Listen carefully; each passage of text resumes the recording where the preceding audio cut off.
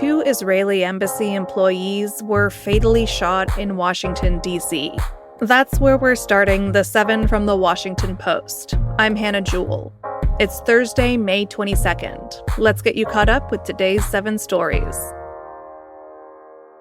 Last night, a young couple was leaving an event at the Capitol Jewish Museum when a gunman opened fire, killing them both. Yaron Lashinsky and Sarah Lynn Milgram were both staffers at the Israeli embassy in D.C. They were identified by the State of Israel's X account. Police said that a suspect, 31-year-old Elias Rodriguez, was in custody. D.C. Police Chief Pamela Smith spoke to reporters at a news conference a few hours after the shooting. Prior to the shooting, the suspect was observed pacing back and forth outside of the museum. He approached a group of 4 people, produced a handgun, and opened fire, striking both of our decedents. After the shooting, the suspect then entered the museum and was detained by event security. Authorities said that after the shooting, Rodriguez chanted, "Free, free Palestine." John Ellison witnessed the incident. He spoke to Sky News after the shooting. And he ran inside and yelled something. I couldn't make it out what he said. He just ran up. It was terrible. Israeli President Isaac Herzog condemned the incident as a despicable act of hatred and of anti-Semitism.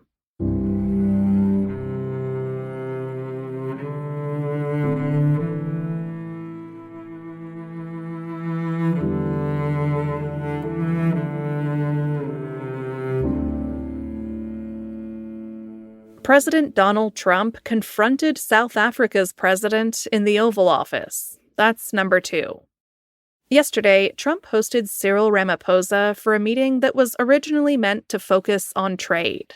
As Africa's largest economy, South Africa has been rocked by Trump's tariffs.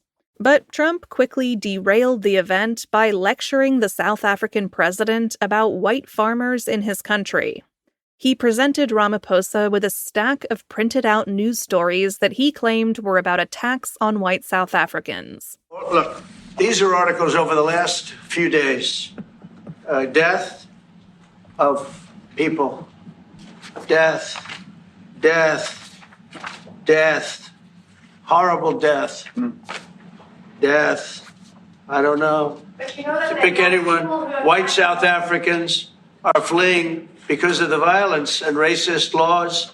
Trump also repeated false claims that white Afrikaners have been victims of a genocide. He even showed video of what he said were the burial sites of more than 1,000 murdered farmers. The mounds were, in fact, part of a protest against violence in South Africa, and not actual graves. Ramaphosa pushed back on Trump's claims. I would say if there was Afrikaner farmer genocide, I can bet you these 3 gentlemen would not be here, including my Minister of Agriculture. He would not be with me. The agriculture minister he's referring to there is white. But leaving the White House yesterday, Ramaphosa said the meetings had gone very well.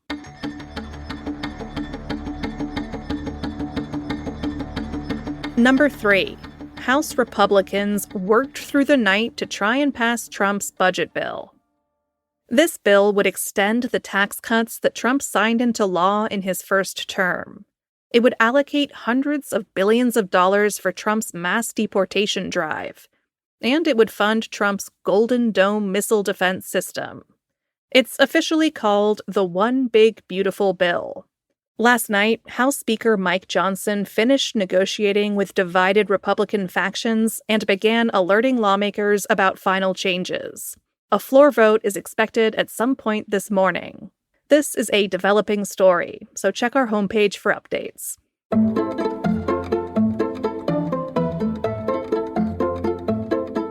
Number 4.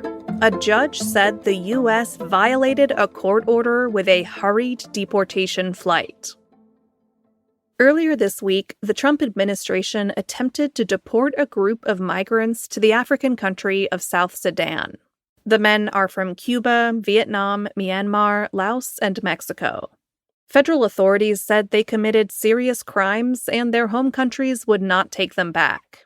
But yesterday, a federal judge in Massachusetts stepped in. He said the removals violated his prior order that migrants must be given time to challenge their deportations to countries where they are not citizens.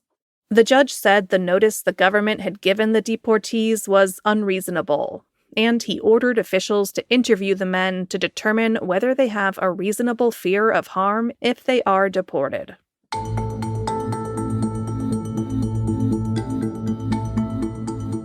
A new poll found that young American men are lonelier than women. That's our fifth story.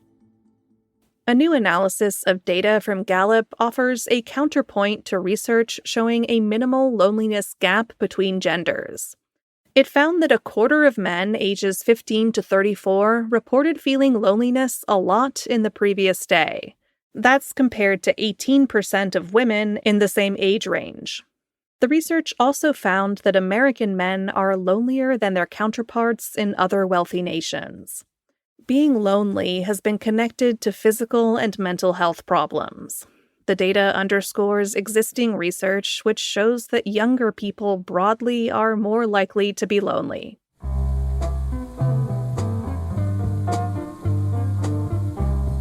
Number 6. A rare May nor'easter is about to hit the Northeast.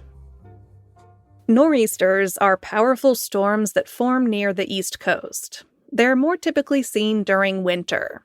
According to historical climate data, there have been only 2 of them in May in the last 35 years. And now, the third is expected to bring heavy rain and wind to millions through tomorrow. That will include some areas that recently experienced flooding. So if you live in the Northeast, put away your sun hats for now and buckle down for rain, high winds, and cool temperatures.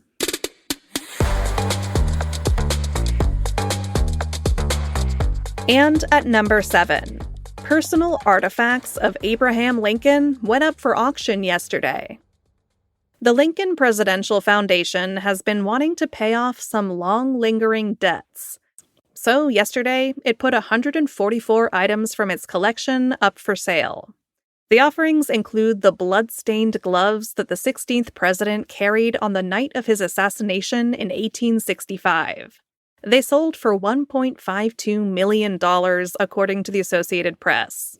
Other items up for auction included documents and letters signed by Lincoln, a campaign lantern from his first presidential race, and locks of hair from the Lincoln family. Some historians expressed their dismay at the auction. They worry that these historic items will disappear from public view.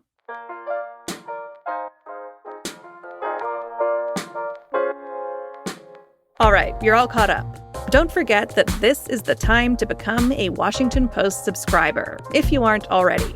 You can sign up now for just $2 every 4 weeks. That's for your first year. And after that, it's just $12 every 4 weeks. You can cancel anytime, so grab this deal before it ends. There's a link to subscribe in our show notes, or you can go to washingtonpost.com/subscribe. And if you already subscribe, thanks so much. I'm Hannah Jewell. I'll meet you back here tomorrow.